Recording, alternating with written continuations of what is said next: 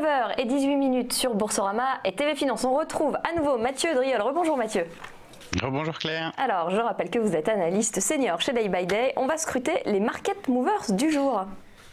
Le premier titre, il s'agit de Ruby, plus quasiment 4% ce matin, un beau gap haussier en fait ouvert.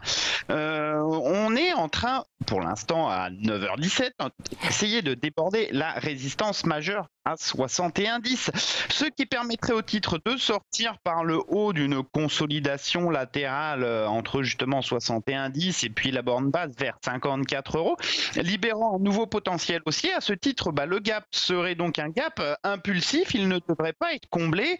On pourrait mettre l'invalidation de la tendance vers 58,25, dernier creux ascendant, ça serait vraiment un signe de force de cette dynamique haussière, pas très rapide mais vraiment puissante.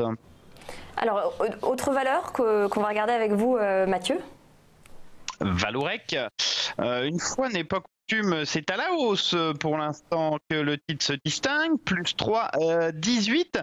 Alors vous le voyez, ça fait maintenant quelques semaines qu'on consolide à plat. Alors la borne basse, elle n'est pas très bien définie. On a un niveau vers 4,30, c'est une zone en fait entre 4,30 et 4,25. La borne haute, c'est plutôt 4,79. Le sommet que l'on a fait le 2 mars, a priori pour l'instant, donc la zone basse a tenu, donc on se dirige doucement vers la borne haute à 4,79. En termes de tendance, pour le coup, c'est quand même un peu plus mesuré. Alors oui, on n'accélère plus à la baisse, effectivement, tant qu'on est au-dessus de cette zone 4,25, 4,30, il n'y a pas un potentiel d'accélération fort. Enfin, j'ai pas de signe de retournement non plus, j'ai pas de figure et aucun franchissement de résistance. Donc une simple reprise technique pour l'instant en tout cas. Et un dernier mot sur Alstom.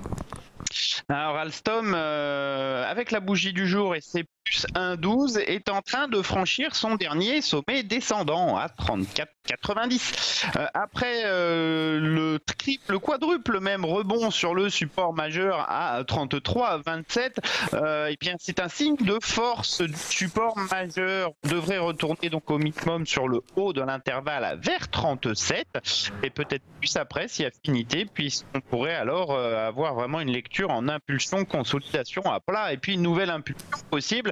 La cible suivante serait à 40. Merci Mathieu Driol. Bonne journée.